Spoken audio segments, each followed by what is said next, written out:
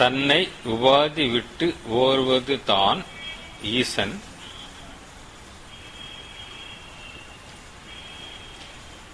அடுத்த வரி, தன்னை உணர்வதாம் உந்தி பெற.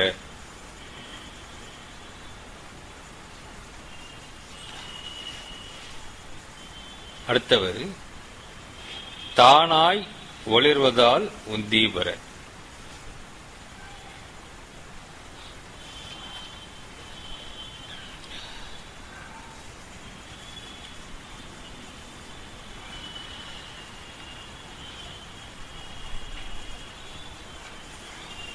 போன தடவை போன பாட்டில் பார்த்தோம், இருக்கும் இயற்கையால் ஈச செய்வர்கள் ஒரு பொருளே அவர் உந்தி பெற, உபாதி உணர்வு வேறு உந்தி பெறன்னு பார்த்தோம்.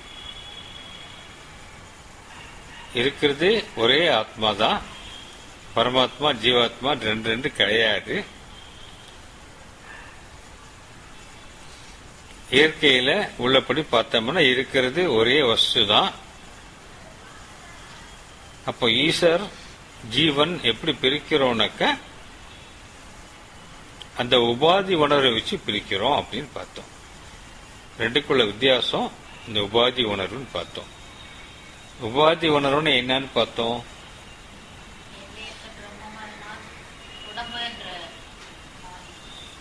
அம்மா சொல்றது எனக்கு காதல விளைகளை நான் சுருக்கமா சொல்லிடுறேன். தன்னிலையிலிருந்து நழுவி, ஆதி நிலையிலிருந்து நழுவி உபாதி நிலைக்கு வந்து விடுவது. பிரம்மமாகி இருக்கும் நாம், எல்லையற்ற ஆத்மாவாக பிரம்மமாக இறைவனாக இருக்கும் நாம், நம் நிலையிலிருந்து நழுவி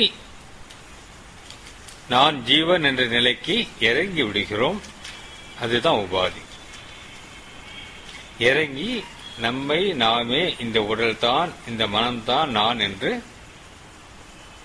கட்டுப்படுத்திக் கொள்கிறோம்.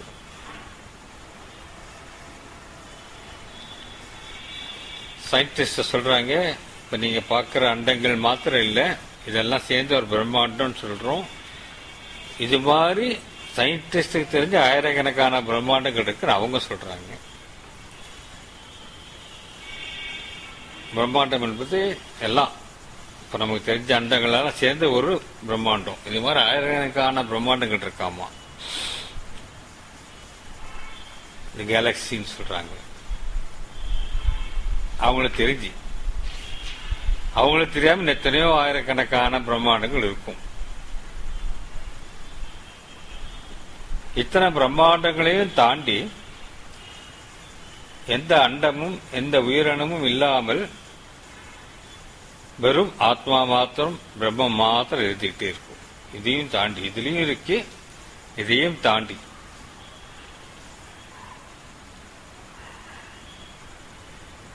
அந்த எல்லையற்ற பரம்பொருளாகிய ஆத்மாவே நாம்.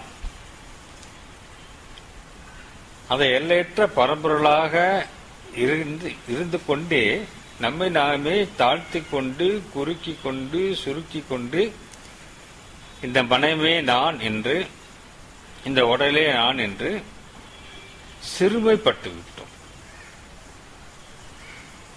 இதுதான் உபாதியானது.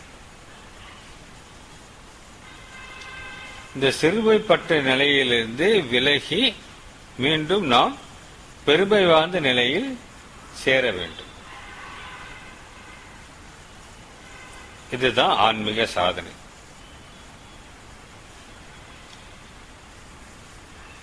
பெருமையிலிருந்து சிறுமைக்கு நழுவிவிட்டோம். சிறுமையை விட்டு திருப்பி பெருமை ஆகிவிட வேண்டும்.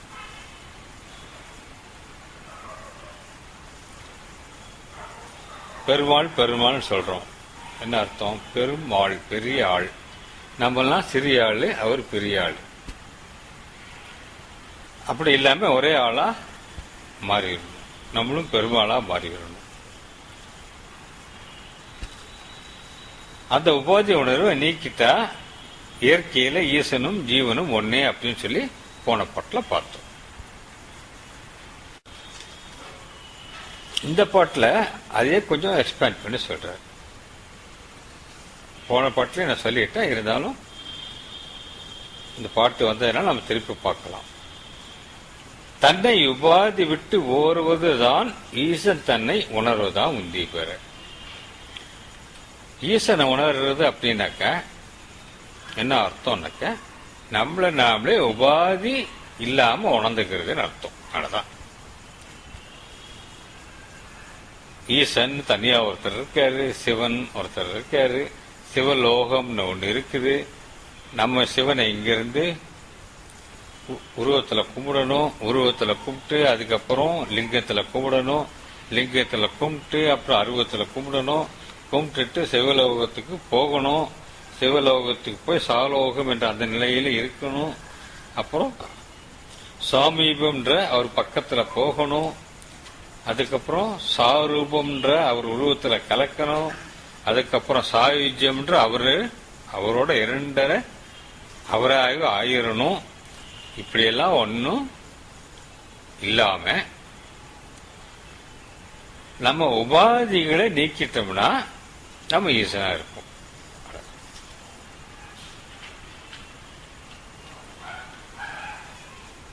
அதான் ஈசனை உணர்றது. ஏன்னா நம்ம தான் ஈசன். ஈசனா இருந்துட்டு இந்த உடம்ப நம்ம தப்பா நினைச்சிட்டு விபரீதத்தால இப்ப ஏற்பட்ட குழப்பம் இது. பாம்புல கயிறுல பாம்புன்ற குழப்பம் ஏற்பட்டுருச்சு. இந்த குழப்பத்தை இப்ப தெளிவுபடுத்தணும். பாம்பை நீக்கணும். கயிறு இருந்துகிட்டே தான் இருக்கு, பாம்பை நீக்கணும். அது மாதிரி இந்த உபாதி உணர்வை நீக்கணும். என்ன உபாதி உணர்வு நீக்கணும்? ஏற்கனவே பார்த்தாச்சு, திருப்பி ஞாபகப்படுத்துறதுக்காக சொல்றேன். நான் இந்த உடல் அப்படின்ற தேகாத்ம புத்தியை நீக்க வேண்டும். நான் இந்த மனம் அகந்தை என்கிற உபாதி உணர்வை நீக்க வேண்டும். இந்த ரெண்டு உபாதியை நீக்கிட்டா போதும்.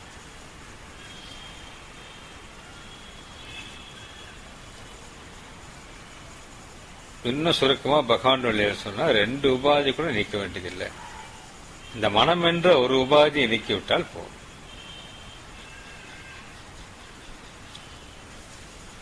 ஏனென்றால் மனம் என்பதுதான் உடலை தோற்றுவிக்கிறது.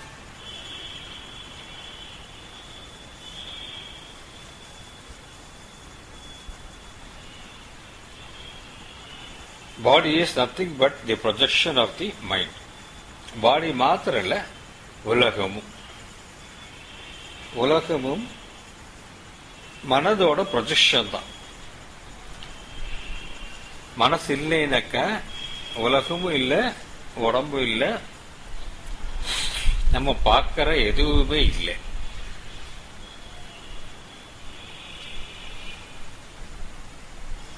பகவான் சொல்றாரு, காண்பான் என்று காட்சி இல்லை. காண்பவன் யாருன்னு பார்த்தாக்க காட்சி எல்லாம் போயிடும்.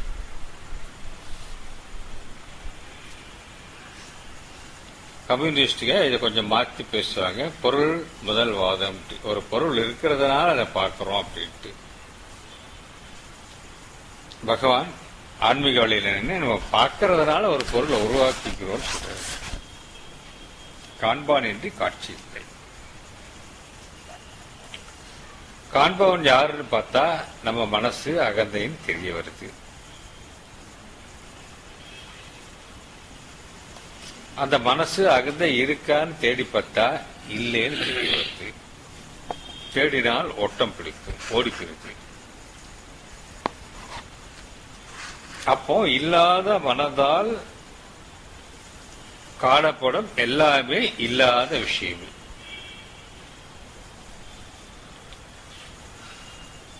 மனசுலே ஒண்ணு இல்லை அப்படின்னாச்சுன்னா அந்த மனசால பார்க்கப்படும் எல்லாமே இல்லை, பொய்ன்னு அர்த்தமா இருக்கு.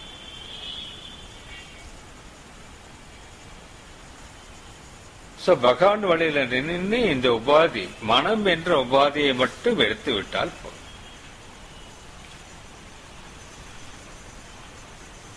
ஒன்னு எடுத்தா போதும், வேற ஒண்ணும் எடுக்க வேண்டியது. இந்த தேகாத்ம புத்தியும் மனதால் ஏற்படுத்தப்படுகிறது. மனசை எடுத்துட்டா தேகாத்ம புத்தி ஆட்டோமேட்டிக்கா போயிடும். நீங்க மனசை எண்ணங்களை குறைக்க குறைக்க இயல்பாகவே தேகாத்ம புத்தி குறைவது நீங்கள் பார்க்கலாம்.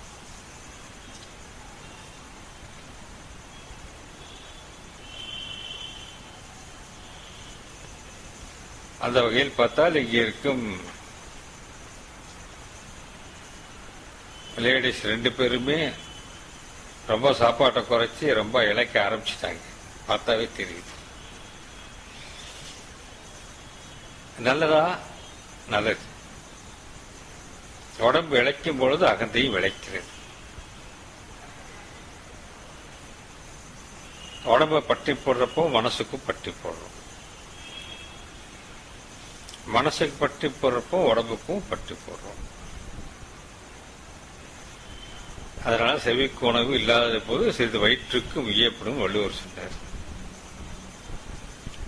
ஒன்ன பட்டி போட்டா ஒன்னு வீக்காது. ஏன்னா ஒன்னு தொடர்பு உள்ளது. மனசு பாதிக்கப்பட்டா உடம்பு பாதிக்கப்படுது. நான் ஏற்கனவே சொன்ன வாழ்க்கையில் நான் நிறைய அடிகள் பட்டு நொந்து போயிருக்கேன். அதனால இத்தனை வியாதிகளோடு இருக்கேன். மனசு பாதிக்கப்பட்டா உடம்பு பாதிக்கப்படுது. உடம்பு பாதிக்கப்பட்டா மனசு பாதிக்கப்படுது. They are interrelated. நிறைய ப்ராப்ளம்ஸ் சைக்கோசோமேட்டிக் டிசார்டர் டாக்டர் சொல்லுவாங்க.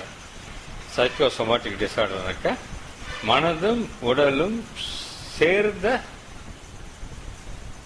பிரச்சனை. அதான் சைக்கோசோமேட்டிக் டிசார்டர். இங்க இருக்க ஒரு அன்பருக்கு ஒரு காலகட்டத்தில் வீசிங் வந்துருச்சு. அந்த பிரச்சனையிலிருந்து விடுபட்டனும் வீசிங் போயிருச்சு. பேர் சொல்லல, அவங்க புரிஞ்சுக்குவாங்க.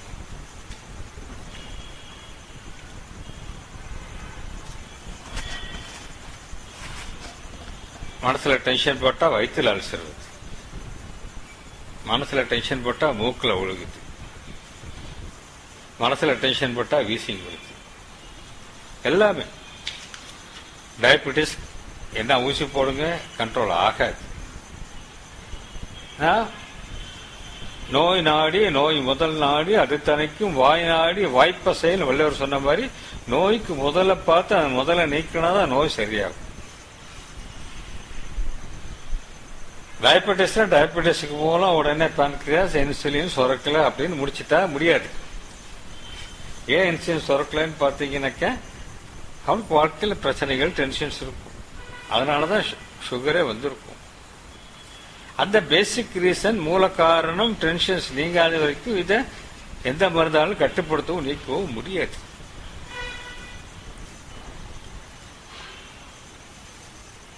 எது சொல்றேன்னாக்கா மனசு உடம்பு ரிலேஷன் சொல்றேன்.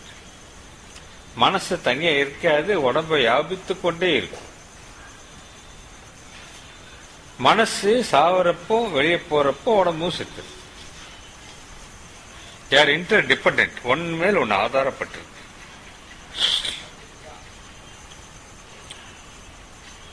அதனால மனசை அடக்கினால் ஆட்டோமேட்டிக்காக உடம்பு அடங்கும், உடம்பை அடக்கினால் ஆட்டோமேட்டிக்காக மனசும் அடங்கும். ஆக இவ்வளவும் நான் சொல்றதுக்கு காரணம், மனசை எடுத்துவிட்டால் கொன்றுவிட்டால் நான் இந்த தேகம் என்ற அந்த அது ஒரு எண்ணம் தானே, அந்த எண்ணமும் அழிக்கப்பட்டு விடும். அப்பொழுது ஆட்டோமேட்டிக்கா தேகாத்ம புத்தி போயிடும்.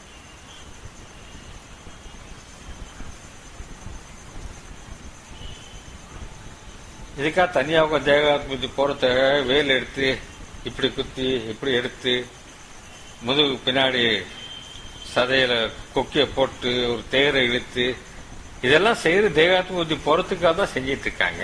ஏன்னா எதுக்காக செய்யறோம்னு தெரியாம செஞ்சிட்டு இருக்காங்க. ஏன் ஏகாதசி விரதம் நாராயணமா பொண்ணுக்கு பெரிய சந்தேகம் வந்துருச்சு. ஏதாவது ஒரு விரதம் இருந்தாக்கா அதோட மகிழ்ச்சியை புரியும். பட்டி கிடந்தா மனசு எப்படி அடங்குதுட்டு, மனசு அடக்கிறது அது ஒரு உபாயம் அவங்க தெரிஞ்சுக்கிறதுக்காக விரதம் இருக்குது.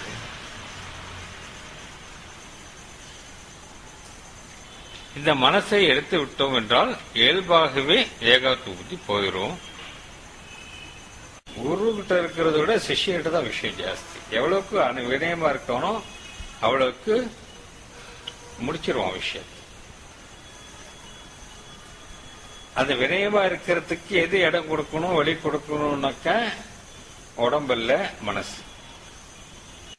மொத்தத்துக்கு விஷயம் மனசு உடம்பு இன்டர்லிங்க்டு இன்டர் டிபெண்டன்ட். இந்த மனதை அடக்கக்கூடாது, அழிக்க வேண்டும். அழித்து விட்டால் எல்லா காரியமும் சித்தியாகிவிடும். அதுக்காக இந்த பகவான் உதாரணத்தை சொல்ல வந்தேன். பகவான் இன்னொரு இடத்துல சொல்றாரு,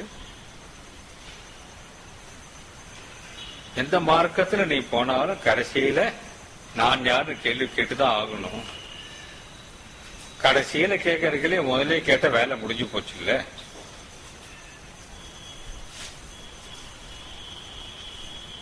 அதாவது விஷயம் தத்துவம் தாத்பரியம் என்னன்னு கேட்டீங்கன்னா, ஆத்மச்சாரம் ஒன்றே உங்களை அடைவிக்கும் அப்படின்னு ஒரு முடிவெடுத்து இது ஒண்ணு செஞ்சிட்டீங்கன்னா போறோம், ஆட்டோமேட்டிக்கா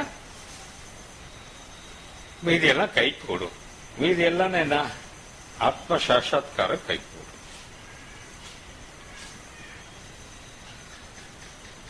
செந்திலுக்கு அடி வயிற்றிலிருந்து வாய் வரைக்கும் துடிக்குது. அப்படி இதெல்லாம் பகவான் சொல்லிட்டாரு, நடந்துட்டாருன்னா நீங்க வரவனுக்கெல்லாம் தியானம் சொல்லிட்டு உட்காந்துருக்கீங்க.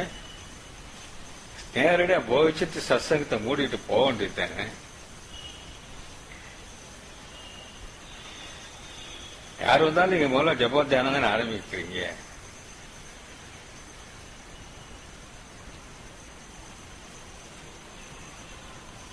நான் பகவான் இல்லை, அதான்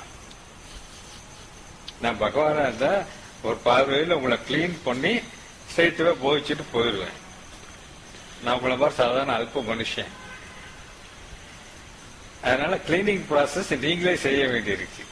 அதனால இப்ப நான் சொல்ல வேண்டியிருக்கு.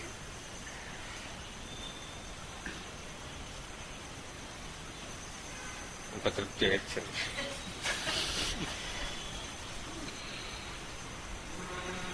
இது மாத்திரம் விஷயம் இல்ல, பகவானும் நிறைய பேருக்கு தியானம் போதிச்சிருக்கு. எந்த யாருக்கு என்ன சொல்லணும் அவருக்கு தெரியும். நிறைய பேருக்கு தியானம் சொல்லியிருக்கேன். ஒருத்தருக்கு உன் குலதெய்வம் என்னன்னு கேட்கிறாரு, அவர் சொல்றாரு குலதெய்வத்து பேரு சொல்லிக்கிட்டேன்னு சொல்றாரு. இன்னொருத்தர் அண்ணாமலை சாமிக்கு சிவசிவன் சொல்லிக்கிட்டேன்னு சொன்னாரு. நிறைய பேர் ரிபுகீதை பாராயணம் பண்ணுன்னு சொல்லியிருக்காரு.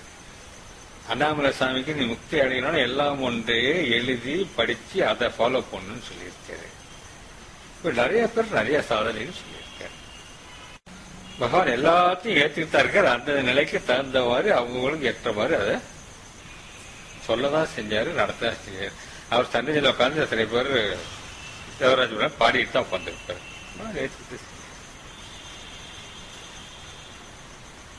தேவராஜ் மேல கேட்கிறாரு, நான் உங்க பேரை சொல்லிக்கிட்டே மனசு எங்கேயோ போயிருது, வாய் மாத்திரம் சொல்லிக்கிட்டு இருக்கு, எனக்கு மார்க் கிடைக்குமா? மனசு அப்ளை பண்ணல, மனசு போயிருச்சு எங்கேயோ, வாய் மாத்திரம் சொல்லிட்டு இருக்கு. பாட்டு எழுதியிருக்காரு, நான் மறக்கினும் நான் சொல்லும் முந்தன் நாம, நான் மறக்கினும் நான் சொல்லும் முந்தன் நாமமே அப்படின்னு தேவராஜ் மேல பாட்டு எழுதியிருக்காரு. அதுக்கு எனக்கு மார்க் கிடைக்குமா? கிடைக்கும் சொல்லி. எவ்வளவு மார்க் கிடைக்கும் சொல்லல. ஞானிகள் அப்படித்தான் இருப்பாங்க, பதில் சொல்லுவாங்க, பதிலுக்குள்ள சூக்ஷ்மம் இருக்கும். நமக்கு எனக்கு முக்தி கொடுப்பேங்க பகவான் நம்ம கேட்டா ஓ அப்படின்னு வரும். அது எப்போன்னு சொல்ற. நீ அடுத்த கேள்வி இந்த ஜென்மத்தில் கேட்டாக்கா இது செய்யற ஸ்பீடை பொறுத்து இருக்குன்னு சொல்லுவாங்க.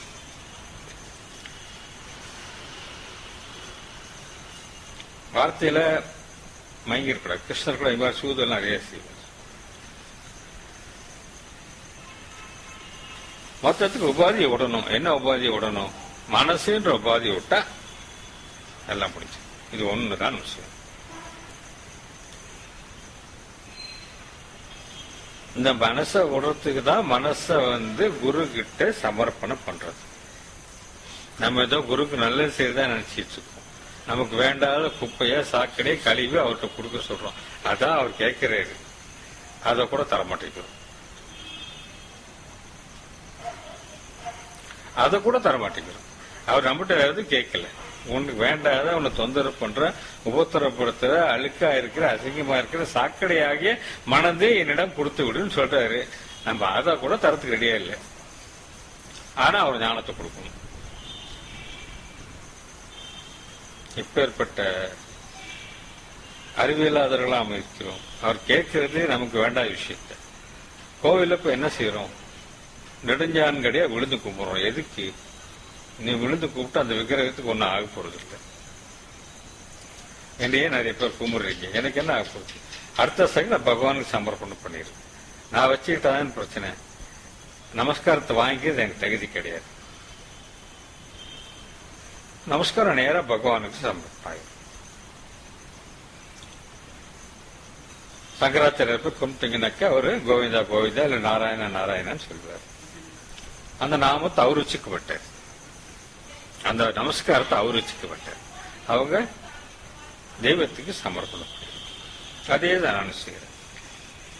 கோவிலுக்கு போய் நெடுஞ்சான்கடையா விழுந்து கும்பிடுறோம். எது கும்பிடுறோம்? நான் ஒண்ணுமே இல்லை, என்னால ஒண்ணுமே சாத்தியம் இல்லை, நீ தான் இல்லைன்னு உடம்புல விழுந்து காட்டும். அந்த சரணாகதி செய்வதுக்கு தான் அங்க கோயிலுக்கு போறோம். சரணாகதி பண்றப்ப என்ன செய்யறோம்? நம்ம அகங்காரத்தை சாமிக்கு கொடுத்துட்டு வரோம்.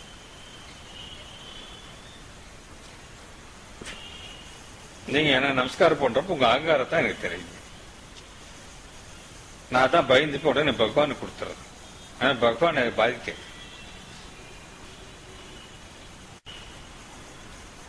பகவான்கிட்ட வந்து சில பேர் 3 தடவை 6 தடவை 10 தடவை 12 தடவை விழுந்து விழுந்து கூப்பிட்டு இருப்பான். எதுக்கு எக்ஸசைஸ் பண்ணிட்டு இருக்கேன்? எதுக்கு எக்ஸசைஸ் பண்ணிட்டு இருக்கேன்? மனச சரணாகதி பண்ணு.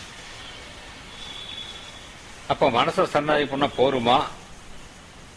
மகாசாமிக்கு வருவோம் இல்ல, உடம்புல விழுந்து விழுந்து விழுந்து விழுந்து கும்பிடுன்ற உடம்பால அவரு சொல்றாரு, எனக்கு ஜெகத்குருன்னு சாணம் கொடுத்து உட்கார வச்சுட்டாங்க, என்னால யாரையுமே நமஸ்காரம் பண்ண முடியல, எனக்கு பார்க்கறவங்களெல்லாம் நமஸ்காரம் பண்ணணும்னு ஆசையா இருக்கின்ற.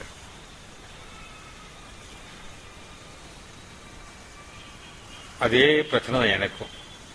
சன்னியாசி பட்டம் கொடுத்துட்டாரு, நான் போய் நான் யாரும் நமஸ்காரம் பண்ணக்கூடாது, நான் ஆசீர்வாதம் தான் பண்ணணும், நமக்கு அந்த அகங்காரம் வேணாம், நான் பகவானை சமர்ப்பணம் பண்ணி பேசாம நின்றுக்கிறேன்.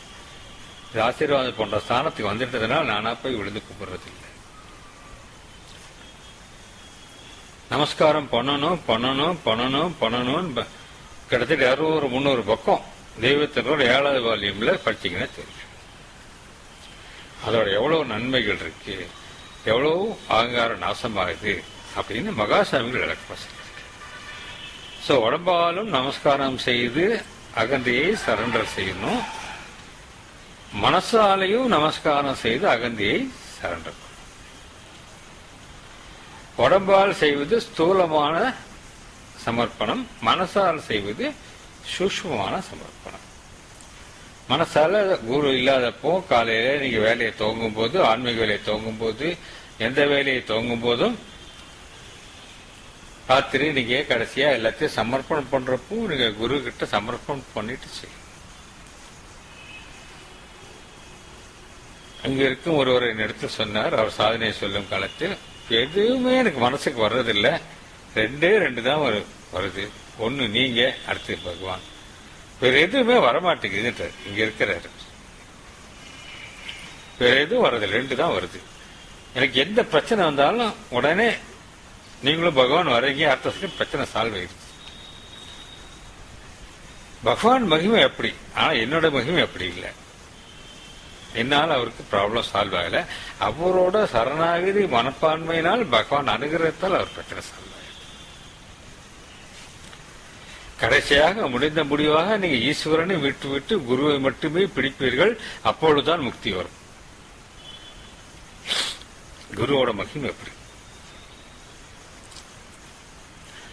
1000 தெய்வத்தை விட்டு ஒரு தெய்வத்தை பிடிச்சு, 1000 மகான்களை விட்டு ஒரு மகானை பிடித்து, ஒரு தெய்வம் ஒரு மகான் ஒரு குரு என்று சுருங்கி, ஒரு மகான் ஒரு குரு என்று சுருங்கி, ஒரு குரு மட்டுமே என்று சுருங்கி குருவுடன் இணைவது, இதுதான் லைடு பாத். இதுக்கு நம்ம செய்ய வேண்டியது என்னன்னாக்க, நம்ம இருக்க சாக்கடையாகிய மனதை குருவிடத்தில் சமர்ப்பணம் செய்யும். எப்படி சமர்ப்பணம் பண்றது? என்ன சொல்றாரோ டிட்டோவா செய்யும், அவ்வளவுதான். நம்ம மனசை வச்சு ஆராய்ச்சி பண்ணக்கூடாது. இப்படி சொன்னாரு இது சரியா, அப்படி சொன்னாரு அது சரியா, இது செய்யலாமா வேண்டாமா, இது சரியா படலையே நம்ம மனசுக்கு. இப்படின்னு ஆராய்ச்சிகள் பொய்தை பண்ணாம என்ன சொல்றாரோ அதை டிட்டோவா ஃபாலோ பண்ணுறாங்க. அவ்வளவுதான். இதுதான் நீங்க மனசை குருவிட்ட கொடுக்குறது. நம்ம மனசுக்கு புத்திக்கு இடம் கொடுக்காமல் குரு சொல்வது வேதம், அவர் சொல்வது தெய்வம், அவர் தெய்வ வாக்கு. ஓவர். இதுதான் மனசை சரண்டர். இந்த சரண்டர் பண்ணி நீங்க ஆத்ம விசாரம் செஞ்சீங்கன்னா பல பல ஜென்மங்களில் முடிக்க வேண்டிய காரியத்தை சில வருடங்களிலே முடித்து விடுவீர்கள் இந்த ஜென்மத்திலேயே. சோ விஷயம் குரு கிட்ட இருக்கிறத விட சிஷ்யன்ட்டு தான் இருக்கு.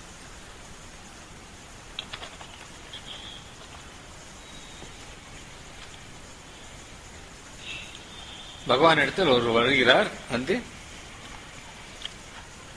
பகவானே ஒருத்தர் கூட்டு வர்றாரு, அவர் இன்னொருத்தர் கூட்டு வர்றாரு. பகவானே அவரை போய் குருவா வரைச்சு அவர் கும்பிட்டு இருக்காரு, தகுதி இல்லாதவரை. நான் தான் இங்க ஒரு பெரிய மகான் இருக்கான்னு சொல்லி உங்ககிட்ட கூட்டு வந்தேன்.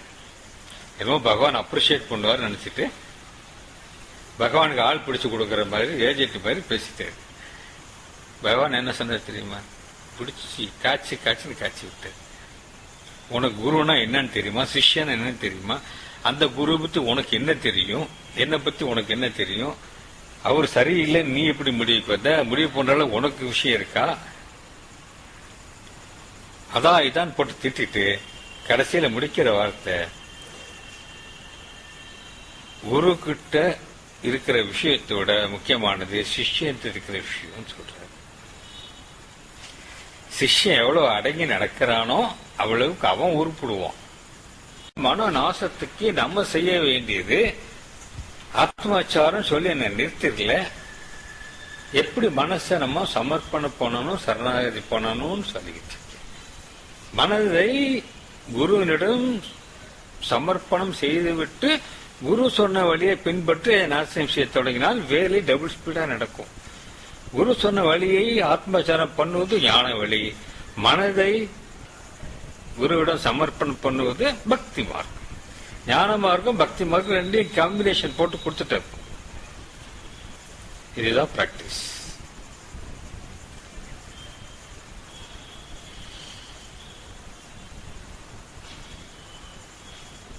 ஆத்மவிசாரத்தை போதித்த பகவான் மார்க்கத்தை அவரிடம் சரணாகதி பண்ணி அதை பின்பற்றினால் பல ஜென்மங்களில் முடிக்க வேண்டிய காரியத்தை இந்த ஜென்மத்தில் சில வருஷங்களில் முடித்து விட்டு ஞானியாக உட்கார்ந்து விடலாம். தன்னை விவாதி விட்டு ஓடுவதுதான் ஈசத்தின் ஞாபகம். இதுதான் சொல்றேன். நான் மனசை சமர்ப்பணம் பண்ணுன்னு சொன்னேன் இல்லைங்களா, மனசை நாசம் பண்ணணும்னு சொன்னேன் இல்லைங்களா, அதாவது இந்த உபாதியை நாசம் பண்ணணும்னு சொல்றாரு. உபாதி என்பது வேற ஒண்ணுமே இல்லை, நழுவுன நிலைன்னு சொன்னேன். நழுவுன நிலையில என்ன சேர்ந்துச்சு, நமக்கு மனசு சேர்ந்துச்சு. அந்த மனசை அழிக்கிறதுக்கு பற்றி எத்தனை நேரம் பேசிக்கிட்டு இருந்தேன். உபாதியை நீக்கிறதுனா இந்த மனசை நீக்கிறது. ரத்தன சுருக்கமா புரிஞ்சுக்கலாம். ரத்தன சுருக்கமாக புரிந்து கொள்ள வேண்டிய விஷயம், உபாதி உணர்வை நீக்கிட்டா நம்ம ஈசன் ஆயிரும். அப்படின்னாக்கா என்ன அர்த்தம்னாக்கா மனசை நீக்கிட்டோம்னா ஈசனா இருப்போம்னு அர்த்தம். மனசுதான் உபாதி. உபாதன்றம்ல, உபாதன்னு கஷ்டத்துல மாட்டிக்கிட்டோம். அதான்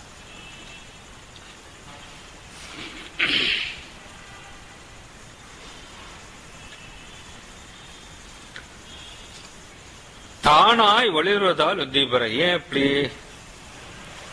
அப்படின்னா தானாய் ஒளிர்வதால். தானாய்னா ஆத்மாவா, நம்ம ஏற்கனவே ஆத்மாவா தான் ஒளிர்ந்துகிட்டு இருக்கிறோம். ஒளிர்றதுன்னா பிரகாசித்தல்.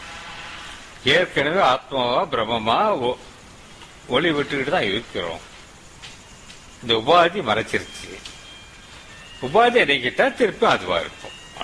as simple as that. நான் அடிக்கடி கொடுக்குற உதாரணம் இதுதான். தண்ணி மேல பாசி மூடி வரும், பச்சையா தெரியும், தண்ணி இருக்கிறதே தெரியாது. நம்ம செய்ய வேண்டியதெல்லாம் இந்த உபாதியாகிய பாசியை நீக்க வேண்டியதுதான். நீக்கினா தண்ணி தெரியும். தண்ணி புதுசா ஒண்ணு கொண்டு வந்து குளத்துல ஊத்துறதுல நம்ம பாசியை மாத்திரம் நீக்கினாக்க தண்ணி தெரியும். அது மாதிரி இந்த உபாதியாகிய மனதை மட்டும் நீக்கிவிட்டோம் என்றால் நாம் ஈசனாக ஒளிர்ந்து கொண்டிருப்போம். ஈசனாக தான் இப்பொழுதும் ஒளிர்ந்து கொண்டிருக்கிறோம், ஆனால் உணராமல். ஏன்னா நம்ம இந்த உடம்பு நினைச்சிட்டு இருக்கோம். அப்படி நினைக்க வைக்கிறது எதுன்னு கேட்டீங்கன்னாக்கா இந்த மனசு, நான் என்னும் அகந்தை. இந்த நான் என்னும் அகந்தையாகிய மனதை பகவானிடம் சரணாகதி பண்ணி பகவான் வழியாகிய ஆத்ம விசாரத்தின் மூலம் நாசம் செய்துவிட்டால் உபாதி நீங்கி ஈசனாக இருக்கும். இதுதான் இந்த பாடலோட தாத்பரியம். இத திருமூலர் ஒரு பாட்டுல சொல்றார்.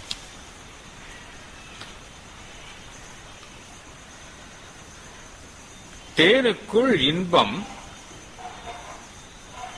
சிவப்போ கருப்போ. தேன் இருக்கு, அது பார்க்கறதுக்கு கருப்பா இருக்கிற மாதிரி இருக்கு, சிவப்பா இருக்கிற மாதிரி இருக்கு, கரெக்டா தெரியல. அதை வச்சு அவரு விளையாடுறாரு.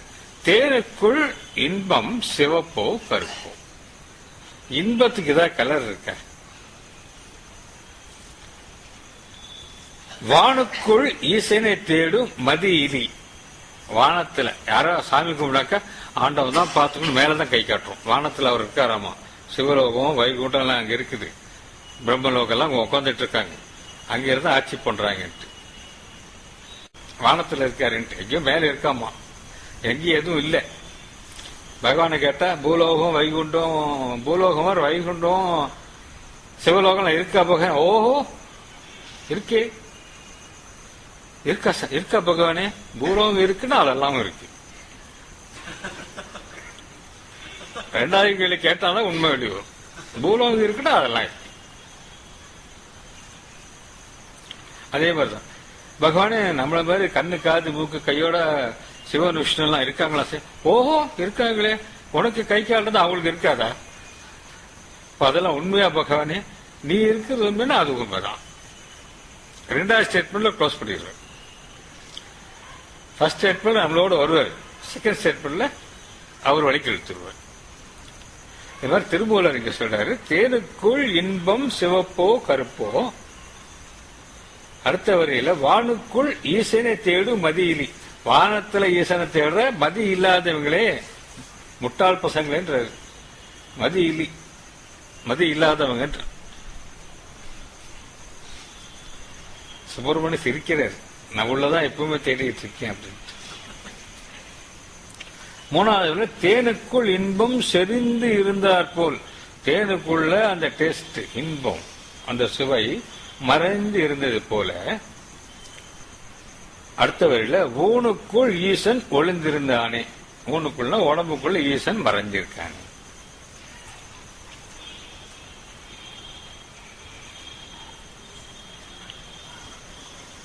அர்த்தம் புரியுதுங்களா? சொல்ல வேண்டியது இல்லையே. இருந்து என்ன தெரியுதுன்னாக்கா முக்கியமான பாயிண்ட், வானுக்குள் தேடுற மதியில்னு சொல்லிட்டு என்ன சொல்றாரு? ஊனுக்குள் ஈசன் ஒளிந்திருந்தானேன்றாரு. ஊனுக்குள்ள உடம்புக்குள்ள. அப்ப என்ன சொல்ல வர்றாரு? ஐயா கரெக்டா சைகை கட்டு, இப்படித்தானே கட்டுனீங்க.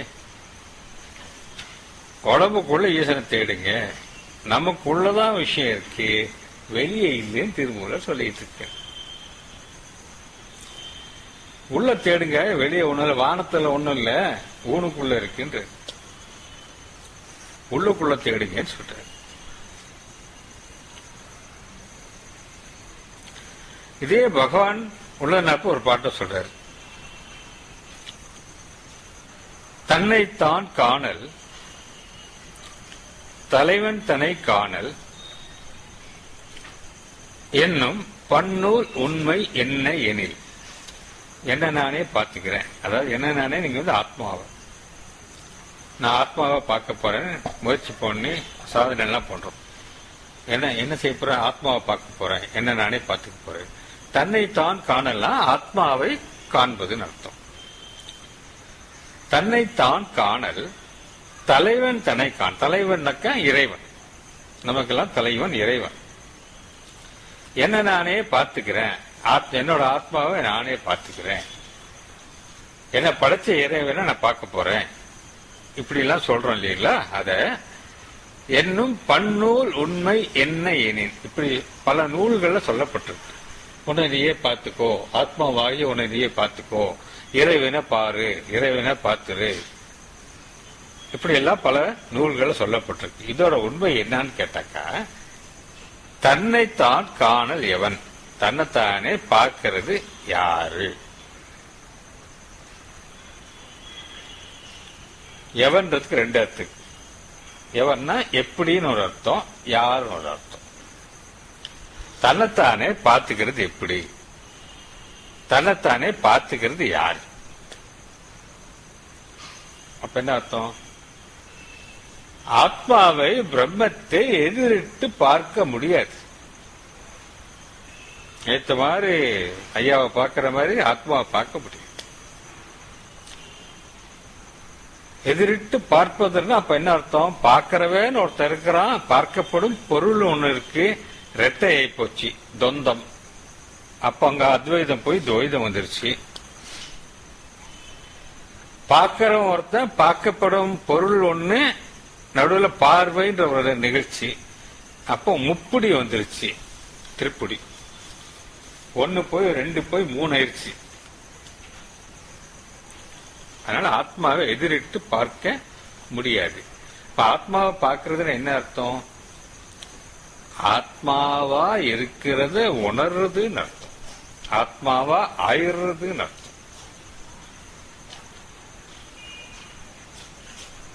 அப்ப நம்ம தன்னைத்தான் காணல் எவன்றதுக்கு அது அர்த்தம். நம்மள தன்னைத்தானே யார் பார்த்துக்கிறது, எப்படி பார்த்துக்கிறது? நீ ஆத்மா, உன்னை நீ எப்படி பார்த்துக்குவேன்? யார் பார்க்கறது? பார்க்கறதுக்கு யார் இருக்காங்க? இது சாத்தியமில்லாத விஷயம். தான் ஒன்றால் காண ஒணாதால் தலைவன் காணல் எவன். இருக்கு, நான் ஒரே வஸ்து, நான் தான் ஆத்மான் இருப்போம். எனக்கு தலைவன் யார் இருக்காங்க? நான் எங்க போய் தலைவனை பார்க்கறது? எங்க போய் தலைவனை பார்க்கறது? நான் தான் ஆத்மா, நான் தான் கடவுள், நான் இன்னொரு கடவுள் எங்க போய் பார்க்கறது? அர்த்தம் புரியுதா? அப்ப என்ன செய்யறதுன்னு பகவான் பதில் சொல்றாரு. ஊனாதல் காண். ஊன்னா சாப்பாடு, சாப்பாடானதான் விஷயம். ஊனாதல் காண். சாப்பாடாயிரணும். எதுக்கு சாப்பாடு ஆயிரணும்? நம்ம அதுக்கு சாப்பாடாயிரணும். நம்மோன்னா இங்க சொல்றது அகந்தை நான். எதுக்கு சாப்பாடாகணும்? ஆத்மாவுக்கு சாப்பாடாயிரணும். ஆத்மா நம்மளை மிளிங்கிடணும். ஆத்மா நம்மளை மிளிங்கிட்டா என்ன ஆகும்? நம்ம இல்லாம போயிடுவோம். அப்படின்னா என்ன அர்த்தம்? அகந்தை இல்லாம உபாதிய இறைவனுக்கு ஊனாக்கிடுங்க, சாப்பாடா கொடுத்துருங்கன்னு அர்த்தம். உங்க அகந்தைய, உங்க மனச இறைவனுக்கு ஊனாக, இறையாக, உணவாக கொடுத்துடுங்கன்னு சொல்றாரு. இதுதான் இத்தனை நேரம் பேசின பாயிண்ட். ஊனாதல் கான். நம்ம அவருக்கு சாப்பாடு ஆயிடணும். நம்மன்றது அகந்தை, உபாதி. இந்த உபாதியை கொடுத்துட்டோம்னா எல்லா மேட்டரும் ஓவர். இந்த பாயிண்ட் தான் சொல்றதுக்கு இந்த பாயிண்ட், இந்த பாட்டு உங்களுக்கு சொன்ன, பகவான் பாட்டு சொன்ன, திருமூலர் பாட்டு சொன்ன. ஊனாதல் கான். ஊன் ஆயிரணும். ஊன் ஆயிட்டோம்னா என்ன ஆகும்? உபாதியை ஊனாக்கிட்டோம், நம்ம அகந்தியை ஊனாக்கிட்டோம். ஊனாக்கிட்டா மிச்சமானது என்ன?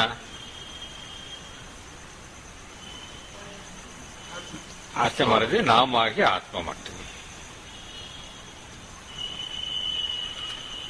நீக்க வேண்டியது நீக்கிட்டோம், இருக்க வேண்டியதா இருக்கும். சோ பகவான் கேட்கறது, எல்லா குருமார்களும் கேட்கறது, இறைவன் கேட்கறது, நமக்கு வேண்டாத, கூடாத, நம்மை கெடுக்கிற உபாதி உணர்வு ஏற்படுத்தி விட்ட மனசுதான் கேட்கிறாங்க. அந்த மனசை ஜெயம் பண்ணுவதற்கு, அடக்குவதற்கு, அழிப்பதற்கு தான் சாதனை. சாதனை பண்றேன்னு குருகிட்ட வந்து சரணாகதி பண்றேன்னு நெடுஞ்சான் கடையா விழுந்துட்டா மாத்திரம் பத்தாது, மனசையும் அங்க நெடுஞ்சான் கடையா போடணும். குரு சொல்லிட்டாரு, மேட்டர். அப்படின்னு எவன் ஒருத்தன் சரணாகதி பண்றானோ அவன் கண்டிப்பா உருப்பிடுவான். மகாசாமிகள் சொல்றாரு, நீ ஒருத்தர குருவா வரிச்சதுக்கு பிறகு குரு நல்லவர் இல்லை அப்படின்னு தெரிய வந்தாலும் அவரையே தொடர்ந்து குருவாக வரித்து கொண்டு இருந்தால் குரு உருப்படுறாரா இல்லையோ நீ உருப்பிடுவேன். இதுக்கு மேல எப்படி சொல்றது? ஒரு நல்ல குருவை சேர்ந்து அவரிடத்திலிருந்து உபதேசம் பெற்று மேல வரதுல விசேஷம் இல்லை. ஒரு மோசமான குருகிட்டையும் போய் சரண்டர் பண்ணி மேல வரதான் விசேஷம் வேற சொல்றது.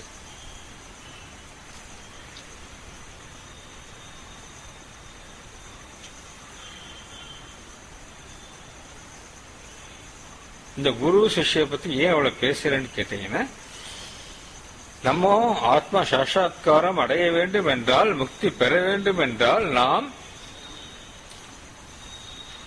நம்மை சரணாகதனாக மாற்றிக்கொள்ள வேண்டும், சரணாகதி செய்ய வேண்டும். உடலாலும் மனதாலும் சரணாகதி செய்ய வேண்டும். உடலாலும் வாக்காலும் மனதாலும் சரணாகதி செய்ய வேண்டும். உடலால் செய்வதோட வாக்கால் செய்ய வேண்டும். குரு மகிமை பற்றி நினைத்துக் கொண்டே பேசிக்கொண்டே இருக்க வேண்டும். வாக்கால் செய்வதோட மனதால் செய்ய வேண்டும். குரு சொல்லிவிட்டால் வேத வாக்கு, அதற்கு மிஞ்சி எதுவும் கிடையாது. மரணமே சம்பவித்தால் அதுதான் எனக்கு. அப்படின்ற அளவுக்கு எவன் ஒருத்தன் தீவிரமா போறானோ கண்டிப்பா உருப்பிடும். அப்படி போகாத சிலர் மிக நல்ல, அவரை உங்களுக்கு தெரியும், ஆனா பேர் சொல்ல விரும்பல, மிக மிக உயர்ந்த நிலைக்கு போய் 2-3 தடவை நலிவு கீழே வந்தாச்சு. 2-3 தடவை. அவர் எப்போ முடிச்சிருக்கணும். மிக மிக உயர்ந்த நிலைக்கு போய் முடிக்கிற ஸ்டேஜில் அகங்காரவசப்பட்டு நழுவி, அகங்காரவசப்பட்டு நழுவி, அகங்காரவசப்பட்டு நான் சொல்லி குருவை அவமரியாதை பண்ணி அகங்காரவசப்பட்டு நழுவி. இப்ப அதே குருவிட்ட திருப்பி வந்து சரணாகதி பண்ணி ஒழுக்கமா நடக்க ஆரம்பிச்சிருக்க.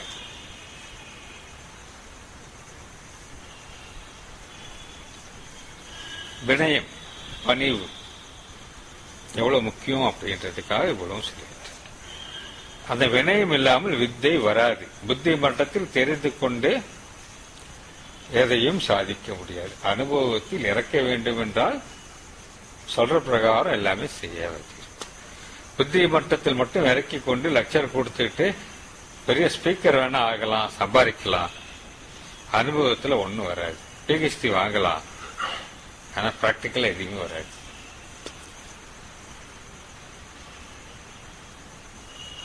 இந்த உபாதி உணர்வை நாம் குருவிடத்தில், குரு இல்லாதவர்கள் இறைவனிடத்தில் சமர்ப்பணம் செய்துவிட்டு சாதனைகள் செய்தால் முக்தி நிச்சயம். தன்னை உபாதி விட்டு ஓருவதுதான் ஈசன் தன்னை உணர்வதான் உந்தி பெற, தானாய் ஒளிர்வதால் உந்தி பெற. தானா இருத்தலே தன்னை அறிதலாம். தானா இருத்தலே, தானாய் இருத்தலே தன்னை அறிதலாம். அடுத்த வரி, தான் இரண்டு அற்றதால் உந்தி பெற. தான் இரண்டு அற்றதால் உந்தி பெற.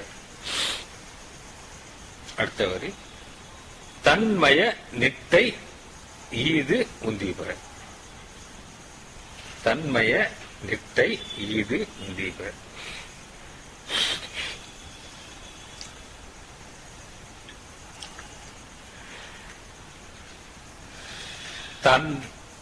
தன்னை தானே அறிஞ்சிக்கிறதுனா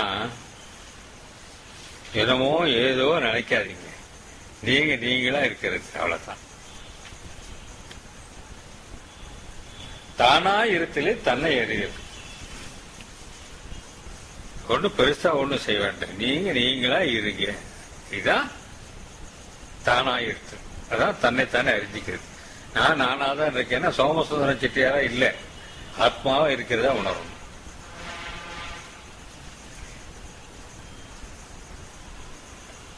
பகவான் ஒரு கதை சொல்றாரு. ஒருத்தர் ரமணாசிரமத்துல தாழ்வாரத்துல படுத்து தூங்கிட்டான். தூங்கி கனவு கண்டான். கனவுல ஒரு மணி நேரம் கனவுல எங்கெங்கயோ பல தேசங்களுக்கு போறான், பல தொழில்கள் செய்யறான், நிறைய சம்பாதிக்கிறான், கல்யாணம் பண்றான், குழந்தை குட்டி பெத்துக்கிறான், எல்லாத்தையும் வளர்த்து ஆளாக்கி எல்லாம் செய்யறான். எல்லாம் தன் கடமைகள், லௌகிக கடமைகள் எல்லாம் முடிச்சிட்டு ஒரு மாதிரி திருப்பி இந்தியாவுக்கு திரும்பி வந்து ரமணாசிரமத்துக்கு போய் பகவானை தரிசிக்கலான்னு வந்து ஆள்ல என்டர் ஆக போறான். அப்ப தூக்கத்துல இருந்து அந்த கனவுல இருந்து முழிக்கிறான். முழிச்சா அங்கேயேதான் இருக்கு.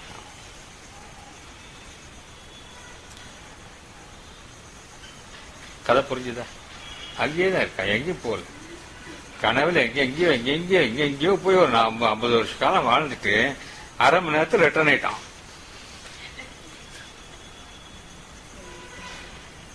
அது மாதிரி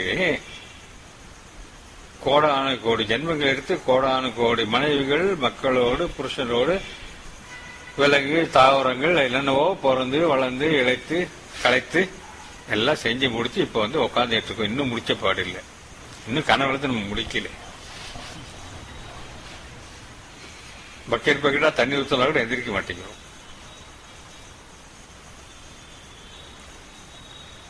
எல்லாம் வெறும் கனவு.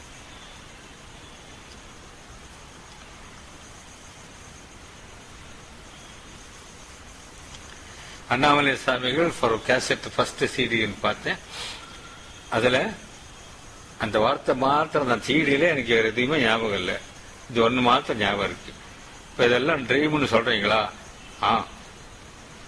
லாங் ட்ரீம் அப்படின்ட்டு அது ஒண்ணுதான் எனக்கு ஞாபகம் இருக்கு. இதெல்லாம் மறந்துருச்சு.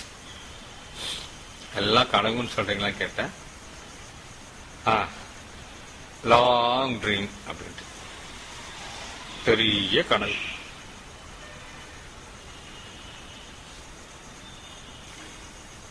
இப்ப இதெல்லாம் கனவு தானே? ஆமா, கனவு தான். எப்படி கனவு காணும் வரை கனவு உண்மை போல் இருந்து முழித்ததற்கு பின் பொய்ன்னு தெரியுதோ, கனவு காண்றதுக்கு உண்மை மாதிரி தான் இருக்கு. செந்தில் பாம்புன்னா கொஞ்சம் பயம், அதனால அதே சொல்லுவோம். கனவுல பாம்பு வர்ற மாதிரி இருந்துச்சுனாக்க வேர்த்து ஒருவருத்த எந்திரிச்சு உட்காந்துருவாரு.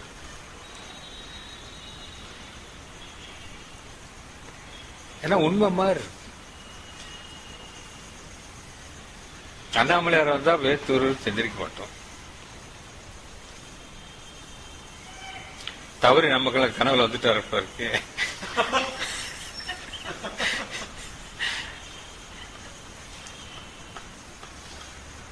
இது காலையில எல்லாம் அண்ணாமலையார் கனவு தான் எனக்கு. அதனால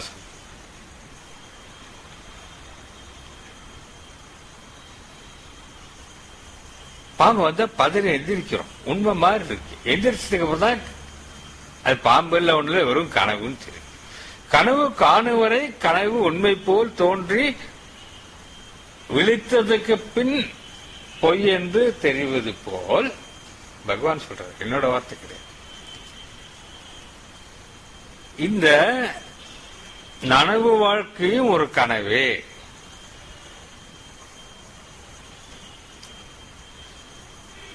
இந்த நனவுக்கும் கனவிற்கும் பேதமே இல்லை, இரண்டும் ஒன்றே.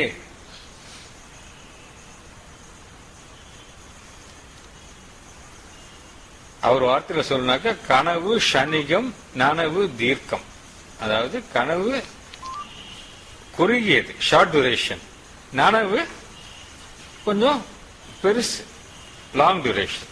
அவ்வளவுதான் வித்தியாசம், வேற ஒன்னும் வித்தியாசமே கிடையாது.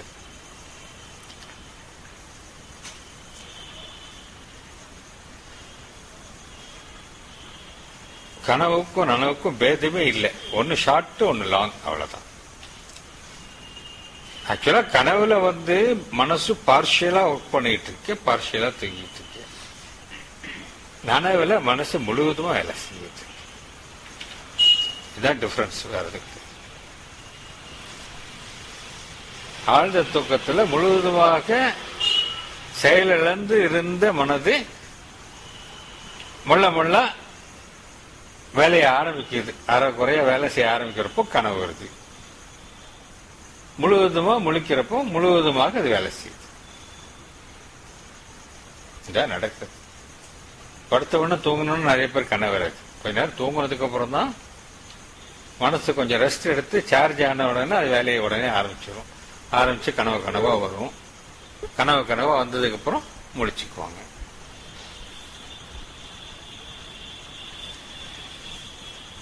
கனவு சிறியது, நனவு பெரியது. அவ்வளவுதான் வித்தியாசம்.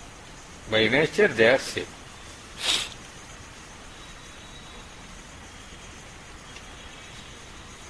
இந்த நனவாகிய கனவு ஞானம் என்ற விழுப்பு விழும்போது கலையின்று. நமக்கு டெய்லி வர கனவு தூக்கத்திலிருந்து முழிக்கிறப்போ கலைஞ்சிருது.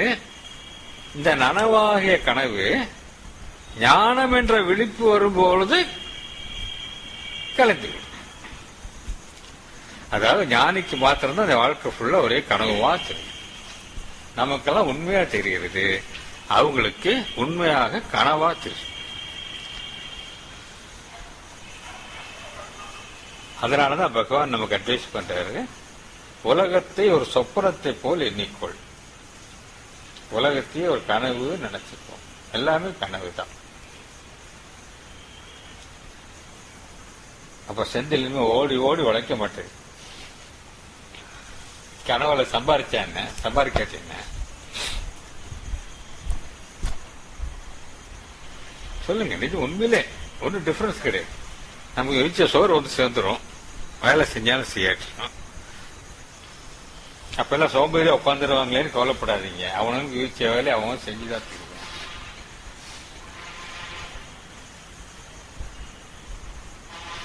எல்லாம் வேஸ்ட். உண்மையில வெறும் கனவு தான் நடக்குது.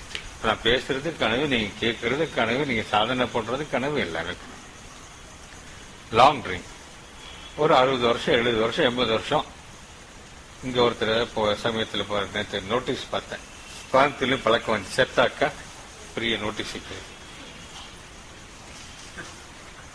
போனா நிம்மதியா இருக்கலாம். இவங்க நோட்டீஸ் வைக்கிறாங்களாம். நோட்டீஸ் வச்சாக்க பக்தி வந்துடும். உடனே அங்கிருந்து அவர் ஆசீர்வாதம் பண்ணிடுவாரு. சில பேர் 40வது டெத் ஆனிவர்சரின்னு போட்டோ போடுறான் பேப்பர்ல. அது செத்து போய் 40, அவர் வேற எங்கேயா பிறந்து 40 வருஷம் ஆயிருக்கும்.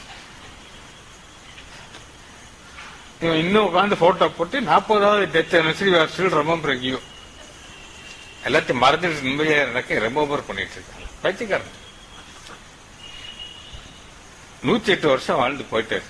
பெருசா நோட்டீஸ் எல்லாம் வச்சு பெரிய பேனர்லாம் வச்சிருக்கு. இது எலெக்ஷனே தெரியல. கனவு நனவு.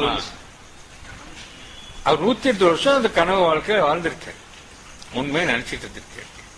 அவ்வளவுதான் விஷயம்.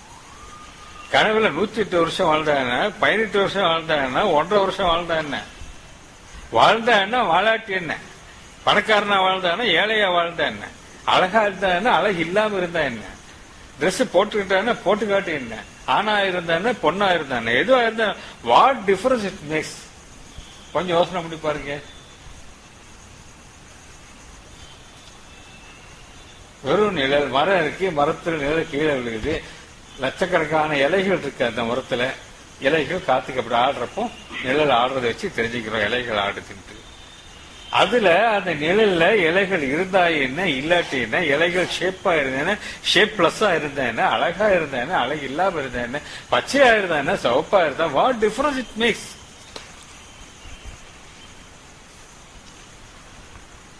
ஒண்ணுமே இல்லாத வாழ்க்கை. இதுல நான் உட்காந்து அழுத்திட்டு இருக்கோம். நான் யார் தெரியுமா, நான் என்ன செய்வேன் தெரியுமா, நான் நினைச்சா என்ன செஞ்சுவேன், நான் விளையாட தொலைச்சிருவேன். என்னத்தை தொலைக்கிறது? இங்கே தொலைஞ்சு போனவன். பிரம்மமா இருந்து மனுஷனா தொலைஞ்சிட்டேன்.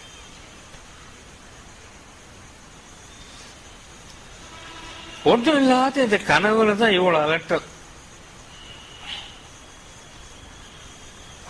எல்லாமே ட்ரீம்னு புரிஞ்சுக்கிட்டாக்க, எல்லாமே அனித்தியம்னு புரிஞ்சுட்டா, அனித்தியம் நித்தியத்துக்கு ஆப்போசிட், எல்லாமே டெம்பரரி, அனித்தியம் புரிஞ்சுட்டா எல்லாம் அனாத்மான்னு புரிஞ்சுக்கிட்டா, இது எதுவுமே ஆத்மா இல்லை பொய்ன்னு தெரிஞ்சுக்கிட்டா, எல்லாமே வெறும் மாயைன்னு புரிஞ்சுக்கிட்டா, எல்லாமே வெறும் நிழல்னு புரிஞ்சுக்கிட்டா, எல்லாமே பொய்ன்னு புரிஞ்சுக்கிட்டா, எல்லாமே கனவுன்னு புரிஞ்சுக்கிட்டா,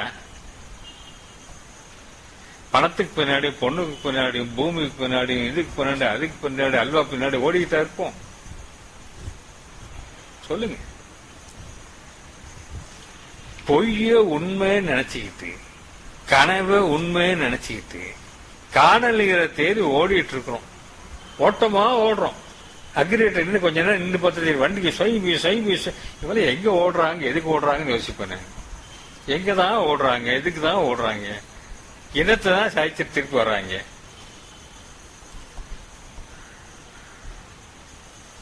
ஓட்டமா ஓடிட்டு இருக்கோம். இதுல ஒரு 2, 3, 5, 7, 8 டிக்கெட்டு ஓடாம நிக்கிறதுக்கும் எதிர்நீச்சல் போறதுக்கு ரெடியே வந்திருக்கீங்க. சந்தோஷம். இப்ப நம்ம எல்லாம் எதிர்நீச்சல் போட்டுட்டு இருக்கோம். ஓட்டத்திலிருந்து விலகி தள்ளி நின்று ஓடும் திக்கு சரியில்லை என்பதை உணர்ந்து எதிர் திக்கில் நடக்க ஆரம்பித்துள்ளோம். எதிர் திக்கில் நடக்க ஆரம்பிச்சிருக்கோம். நான் என்ன சார் எதிர் திக்கில் ஓடலான்னு சொல்றேன்.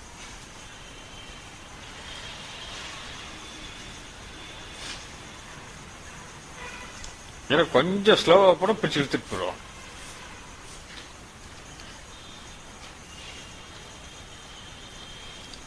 ஓடணும். எத்தனை பேர் தடுத்தாலும் நிக்காம ஓடணும். ஸ்பீடப் பண்ணுங்க. எதிர் திசையில் ஓடணும்.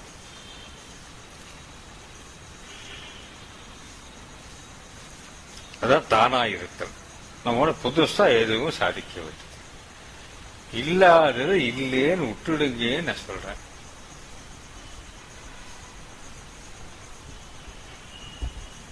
வேற ஒண்ணுமே செய்ய. இதுவும் பகவான் சொன்ன கதை தான். இதெல்லாம் சொன்னதாக தான் திருப்பி சொல்றேன். ஏன்னா நீங்க எல்லாம் மனநம் பண்றீங்களோ இல்லையோ ஞாபகம் வச்சு. ராமன் கிருஷ்ணன் 2 பேர் வடநாட்டுக்கு போனான். ஒருத்தன் செத்துட்டான், ஒருத்தன் உயிரோடு இருக்கான். இவங்க ஊர்ல இருந்து ஒருத்தன் போனான். வந்து ரிப்போர்ட் பண்றது தப்பா சொல்லிட்டான். செத்து போனவன இருக்கான்ட்டும், இருக்கிறவன செத்து போயிட்டான்னு சொல்லிட்டான். இருக்கிறவன் வீட்டுல ஒரே அழுக, செத்து போயிட்டான்ட்டு. செத்த வீட்டுல ஒரே சந்தோஷம், நம்ம பையன் உயிரோடு இருக்கேன். இப்போ பாதிச்சது அந்த சாவோ வாழ்வோ இல்ல, அது தெரிஞ்சுக்கிட்ட மனசுல ஏற்பட்ட எண்ணம்.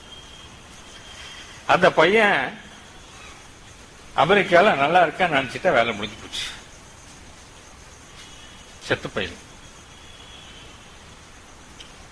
அப்ப நினைச்சிட்டா பிரச்சனையே சால்வ். உங்ககிட்ட 1000 கோடி ரூபாய் இருக்கு வச்சுங்க, என்ன செய்ய போறீங்க? தின்ன போறீங்களா? என்னதான் படுத்து போறாலும் 1 கோடிக்கு மேல அனுபவிச்சிட முடியுமா? அதுக்கு மேல என்ன இருக்கு அனுபவிக்க ஒண்ணும் கிடையாது. அப்ப மீதி 999 கோடி என்ன ஆகுது? இருக்குன்னு ஒரு நிம்மதி, ஸ்விஸ் பேங்க்ல வச்சிருக்கேன்னு ஒரு நிம்மதி, அவ்வளவுதான். அதை நம்ம யூஸே பண்ண போறது இல்லை. புரியுதுங்களா? அதை நம்ம யூஸே பண்ண போறது இல்லை. அப்போ நான் இங்க இருந்துகிட்டே எனக்கு ஸ்விஸ் பேங்க்ல 1000 கோடி இருக்கு நினைச்சுட்டா வேலை முடிக்க போச்சு. மனசு தானே காரணம். அது குழந்தைக்கு ஒரு பேப்பர் கொடுத்தீங்கன்னா கசக்கி கிழிச்சு விளையாடிட்டு நம்ம விபாரிச்சிட்ட பிரச்சனை இல்லை. இல்ல நம்ம அதுக்கு வேல்யூ கொடுத்து அதுகிட்ட நம்மளே மாட்டிக்கிறோம். தங்கம் சொல்லி மெட்டல், அதுக்கு வேல்யூ கொடுத்து வச்சிருக்கிறோம். அதுக்கு வேல்யூ நீக்கிட்டா இரும்பு தான் ரொம்ப குறைவா இருக்கு உலகத்தில் சொன்னா இரும்பு வேல்யூ ஆயிடும். நம்ம பார்த்து கொடுக்கறதுதான். அப்ப தங்கத்தான தூக்கி எறிஞ்சிடுவாங்க.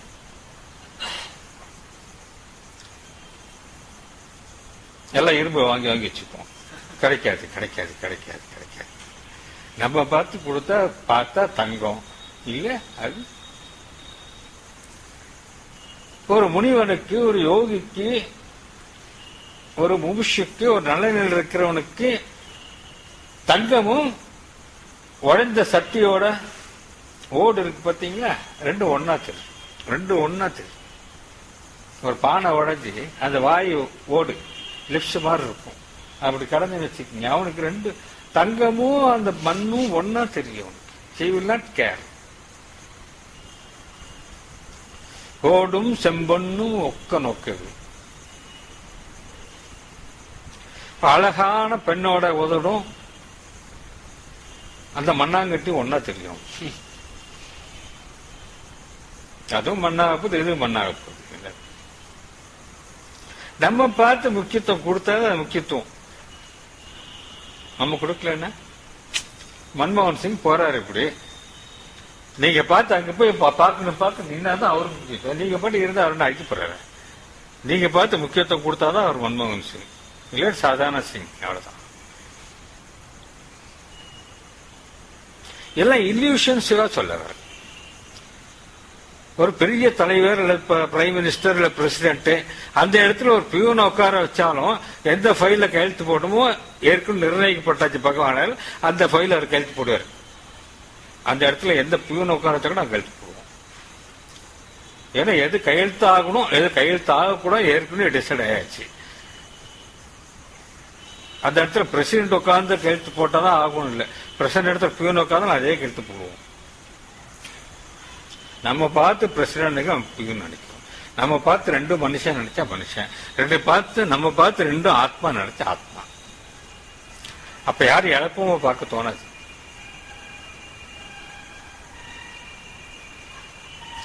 The value is given by you, by your mind.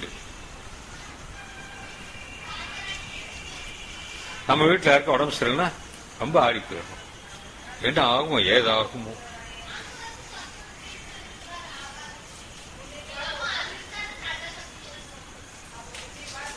பக்கத்து வீட்லயா சரி காலை பார்த்துட்டு ஏன்னா பையன் ஒண்ணு இல்லை 6 ஆயிட்டு அதெல்லாம் சரியா நல்லா எல்லாம் சாமி பார்த்துக்குவார். விஸ்வநாதன் அப்படிதான் சொல்லுவோம். விஸ்வநாதன் முடியலப்பா இல்ல பகவான் பார்த்துக்கா சார். ஆனா எனக்கு தானே முடியல, அவனுக்கு நல்லாதான் இருக்கான். அவனுக்கு முடியலன்னா அவ்வளோ நிம்மதிவே மாட்டான். முடியலன்னா பெருசா ஒண்ணும் இல்லை, ஒரு 1/2 மணி நேரம் தூக்கம் கம்மியா இருந்திருக்கேன்.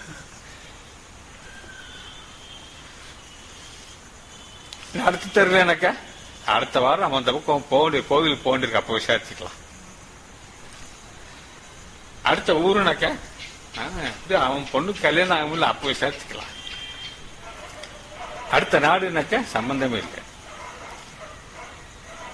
மனசு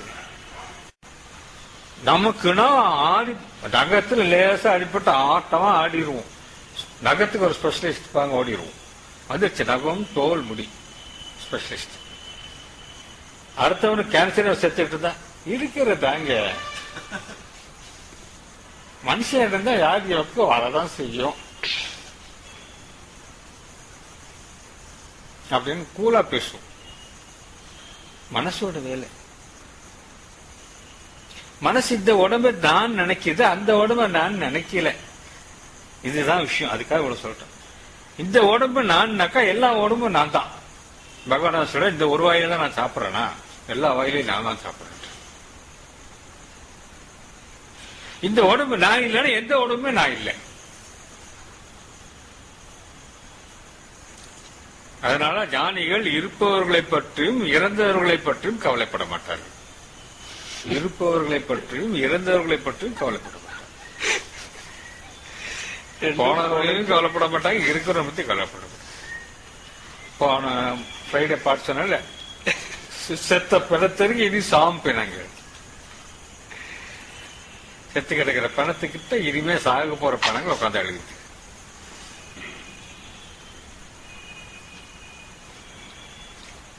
பகவான் பிணமாகிய உடலை பிணமென தள்ளி இருக்கிறப்ப பணான்ட்டு உயிரோடு இருக்கணும். பணம் நடமாட பணம் பிணமாகிய உடம்பை பிணமென தள்ளி.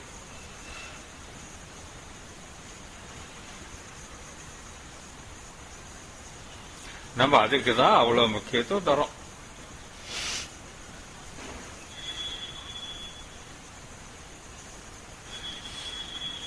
இதுல இருந்து விடுபடுவதற்கு தான் சாதனைகள் சொல்றது. சாதனைகள் தீவிரப்படுத்தி விடுபடணும், விடுபட்டு தீரணும்.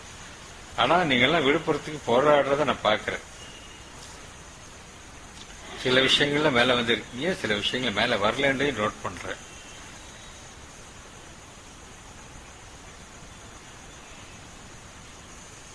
கண்டிப்பாக நீங்களாம் இன்னும் அதிகமாக முயற்சி செய்து சீக்கிரமாக நீங்கள் உங்கள் பிரிலிமினரி ஸ்டேஜ் முடிச்சிட்டு அடுத்த ஸ்டேஜுக்கு வரணும். ஜாஸ்தி டைம் எடுத்துக்காது.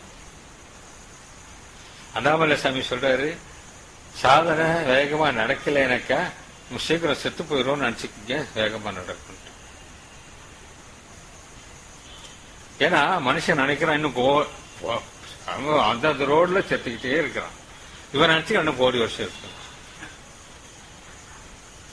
யாருமே நான் சீக்கிரம் செத்து போறேன்னு நினைக்கிறேன். நான் என்ன தவிர நான் ஒரு நாள் 100 தடவை சாவை பத்தி நினைக்கிறேன். செத்து போயிட்டா நல்லா இருக்கும்னு நினைக்கிறேன். சாவணும்னு பகவான் வேண்டிக்கிறேன். மற்றபடி எல்லாரும் என்ன நினைக்கிறாங்க, நம்ம கோடி வருஷம் வாழப்போம்.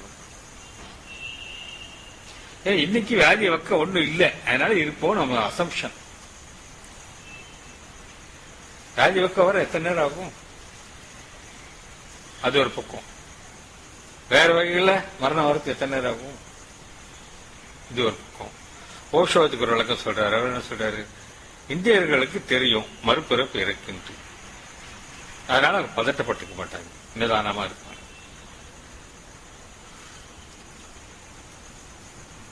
ஃபாரினர்ஸ் இந்த பரப்போட முறிஞ்சு போச்சு, எல்லாம் போய் அங்க வெயிட்டிங்ல இருக்கணும். ஜட்மெண்ட் டேக்கு ஜீசஸ் ஜட்மெண்ட் கொடுப்பாருன்னு அவங்க முடிச்சிடுறாங்க. அதனால இந்த பிறையில அவங்க அனுபவிச்சு தீர்த்துடணும் அப்படின்னு அவங்க வெறியில இருக்காங்க. நம்ம ஆளுங்களுக்கு தெரியும் திருப்பி பிறப்போம், திருப்பி பிறந்துட்டு இருப்போம்.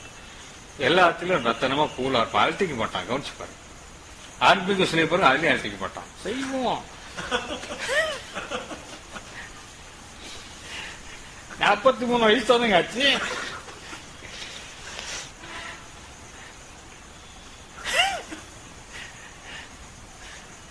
செய்வோம், இன்னும் டைம் இருக்குங்க.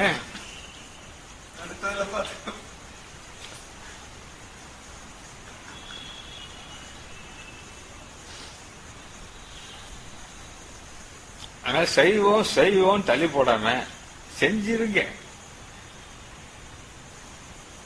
நிறைய நமக்கு எப்படி தெரியும், நைட்டு போய் சாப்பிட்டு ஆகணும்ட்டு சமைச்சு வச்சுட்டு வந்திருப்பாங்க. எப்படி சாப்பிட போறோம் தெரியும். அப்படியே சாப்பிட்டாட்டி ஃப்ரிட்ஜ் இருக்குது தெரியும். பேட்ச் நம்பர் போட்டு உள்ள தெளித்து அடுத்த வாரம் சாப்பிட்டுக்கலாம். மேனுபேக்சரிங் டேட்டு பேட்ச் நம்பர் போட்டு உள்ள வச்சுட்டா அடுத்த வாரம் சாப்பிட்டுக்கலாம்.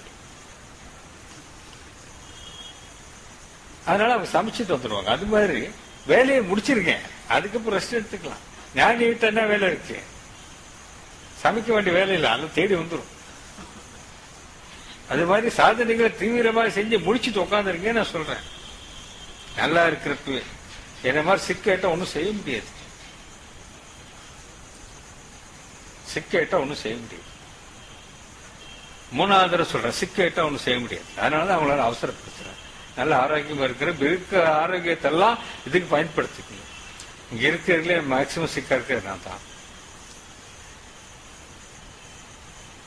அனுபவத்தில் உணர்ந்து நான் பேசுறேன்.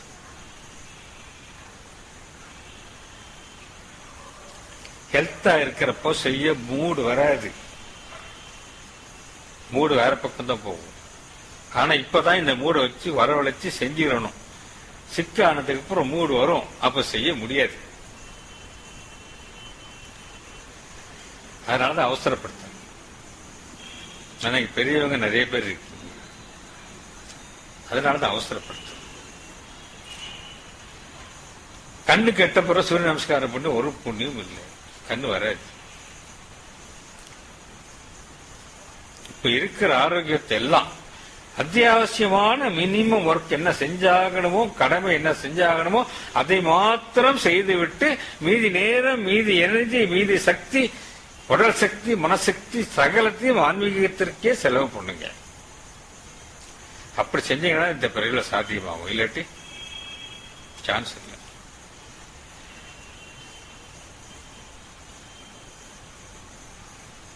இந்த விவேகானந்தர் பிறந்த நாள் இன்ஸ்பயர் பண்றவங்க ஊக்குவிக்க, விளிமின் கருதை காரியம் கை கூடும் வரை உழைமை. எந்திரிங்க, விழிச்சுக்குங்க. கோல் ரீச் ஆகிற வரைக்கும் ஒர்க் பண்ணுங்க.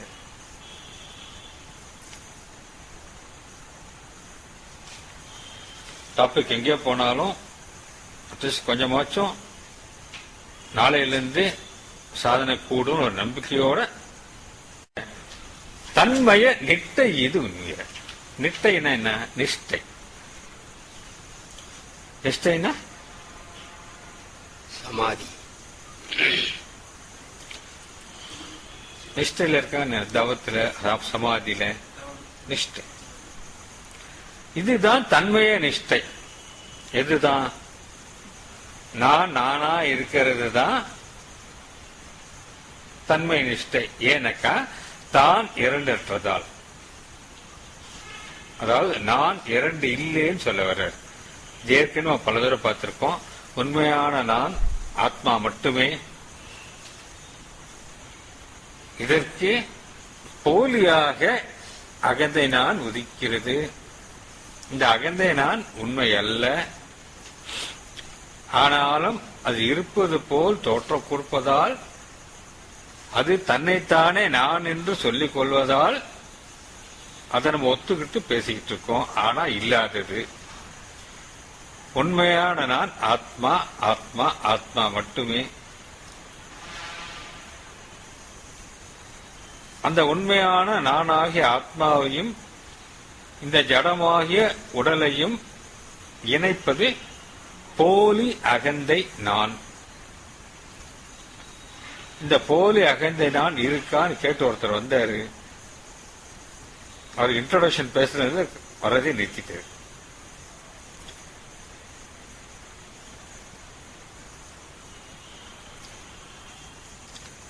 இரண்டு நான் இல்லை, இருக்கிறது ஒரே நான் தான்.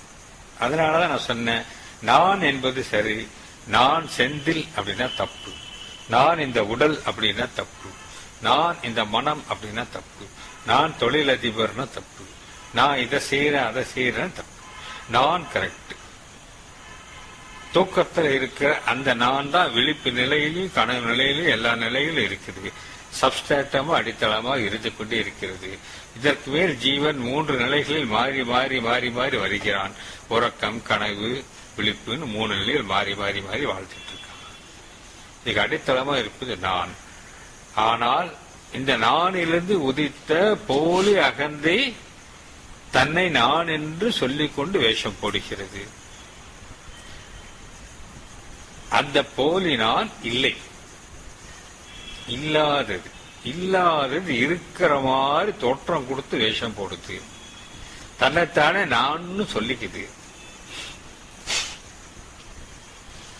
இந்த இல்லாத நானை நீக்கிவிட்டால் இருப்பாகிய நான் மட்டுமே மிச்சம் இருப்பேன்.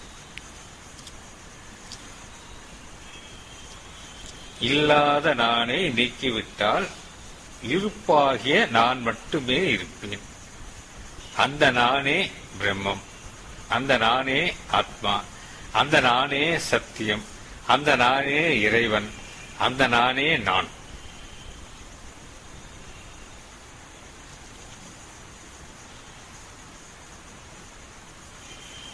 அதனால ரெண்டு நான் கிடையாது, ஒரு நான் தான் இருக்கு. தானா இடத்திலே தன்னை அறிதலாம், தான் இரண்டு அற்றதால் தீவிர. தான் ரெண்டு கிடையாது, அதாவது நான் ரெண்டு கிடையாது, ஒரே நான் தான். தன்மய நிட்டை இது. அதுதான் தன்மயமாக இருக்கும் நிஷ்டை, ஆத்மாவாக இருக்கும் நிஷ்டை. ஆத்மாவுக்கு நிஷ்டை பண்ணுதா? இப்ப அப்படிதான் போட்டிருக்கு. தன்மய நிஷ்டை இது. தன்மயம்னா ஆத்மாவா இருக்கிறது. தன்மய நிஷ்டை இதுன்னா கடவுள் ஆத்மாவுக்கு நிஷ்டை பண்றாரு. சிவபெருமான் இப்படிதான் எல்லா படத்திலையும் போஸ்ட் கொடுத்துட்டு இருக்காரு. அவருக்கும் நிஷ்டை பண்ணிட்டு இருக்காரு. நான் எல்லாத்தையும் விரும்புறேனாலும் ஒரே அர்த்தம் தான், யாரையும் விரும்பலேனாலும் ஒரே அர்த்தம் தான். புரியுது? கொஞ்சம் கஷ்டமா இருக்க. எல்லாத்துக்கிட்ட அன்பு செலுத்துறனாலும் ஒண்ணுதான், யாருக்கிட்ட அன்பு செலுத்தலைனாலும் ஒண்ணுதான். ரெண்டு ஒண்ணுதான் அர்த்தம். எல்லாரும் பணக்காரங்கன்னா ஒரே அர்த்தம் தான், யாருமே பணக்காரங்க இல்லைன்னாலும் ஒரே அர்த்தம் தான்.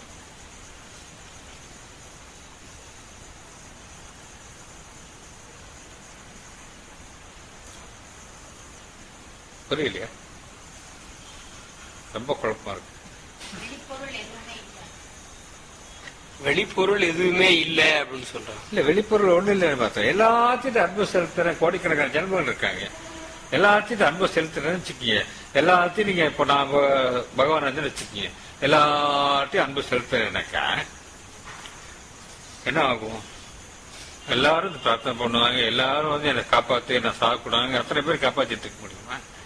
இப்ப யாருமே விரும்பாம இருந்துட்டா பிரச்சனை இல்லை. இல்ல, ரெண்டும் ஒண்ணு தானே. கர்மா பிரகாரம் நடக்கும். பேசா அவர் உட்காந்துட்டு இருப்பாரு. உன்னை விரும்பி உன்னை விரும்பலைன்றதாங்க பிரச்சனை. நீங்க உங்க பொண்ணை விரும்புறீங்க, அடுத்த வீட்டு பொண்ணை விரும்புறீங்களா? அங்கதான் பிரச்சனை ஸ்டார்ட் ஆகுது. எனக்கு என் பொண்ணு ஒண்ணுதான், எல்லா பொண்ணும் ஒண்ணுதான் இருந்து பாருங்க. அப்போ ஈக்குவாலிட்டி வந்துடும். எல்லா பொண்ணுங்களும் என் பொண்ணு தான். எத்தனை பொண்ணு மேல அன்பு செலுத்த முடியும்? யாரு மேலும் செலுத்தா நான் உட்காந்துட்டு இருப்பேன்.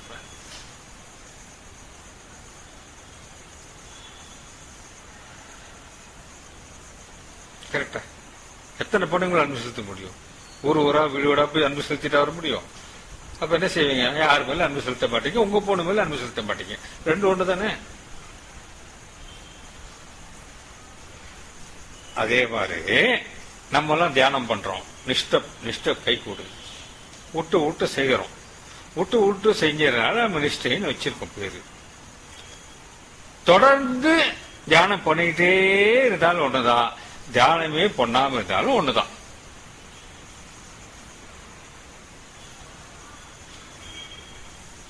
புரியுதுங்களா? இதுதான் பகவான் சொல்றது, மௌனமே இடையறா பேச்சுன்னு வரும். எப்பவும் பேசிட்டே இருக்கிறனால ஒண்ணுதான், எப்பவும் பேசாமலே இருக்கிறனால ஒண்ணுதான்.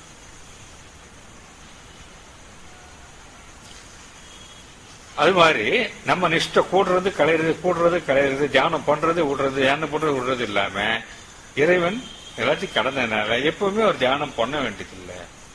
எப்பவுமே தியானம் பண்ணாதனால எப்பவுமே தியானத்துல தான் இருக்காரு.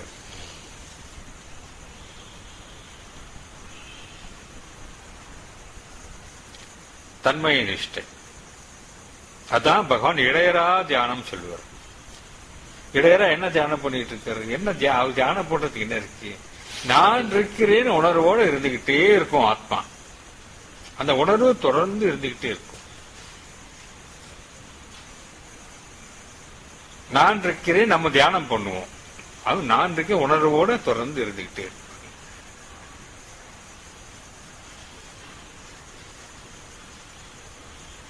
எல்லாம் நான் செய்யறேனாலும் ஒண்ணுதான், எதுவுமே நான் செய்யலைனாலும் ஒண்ணுதான். பிரம்ம எதுவுமே செய்யல, அதோட சக்தி எல்லாமே செய்யுது. பிரம்மமும் பிரம்ம சக்தி ஒண்ணுதான். அது மாதிரி நிஷ்டையே பண்ணலனாலும் ஒண்ணுதான், சதா நிஷ்டையில இருக்கிறனாலும் ஒண்ணுதான். இதுதான் பகவான் உச்சக்கட்ட சாதகர்களுக்கு ஒரு வார்த்தையில பிடிச்சு கூட கற்பூர புத்தி இருக்கிறவங்க சொல்றாரு, ஜஸ்ட் பி, இரு, எப்படி இருக்க இரு, இதுவா அதுவா இருக்காத, இரு, இருப்பா இரு, ஜஸ்ட் பி. எப்படி இருக்க ஆத்மா இருக்கு, இரு, அப்படி இரு. உச்சக்கட்ட டாப் மோஸ்ட் சொன்னவன்னு அடுத்த செகண்ட் அதை செஞ்சு முடிக்கக்கூடிய அவங்களுக்கு அவர் சொல்ற உபதேசம் ஜஸ்ட் பி, இரு, இருப்பா இரு, இப்படியா அப்படியே இருக்காது, இரு. எப்படி இருக்கணும்? நான் எப்படி, நான் யாரு? ஆத்மா, ஆத்மாவா இரு. வெரி சிம்பிள் உபதேசம், வெரி சிம்பிள் அட்டைன்மெண்ட். இதை வச்சா ஐயே அதிசுலபம், ஆத்ம வித்தை ஐயே அதிசுலபம். அது பகவானுக்கு நமக்கு போராடி கீராடி அந்த நிலைமைக்கு வந்து அதை பிடிச்சிட்டு அடையணும். அதை அடையறதுக்கு வேண்டிய ஆயுசையும் ஆரோக்கியத்தையும் சக்தியையும் அந்த பகவானே நமக்கு அருள்பாலிச்சு நம்மளை இழுத்துக்கணும்னு பிரார்த்தனையோடு அமையும்.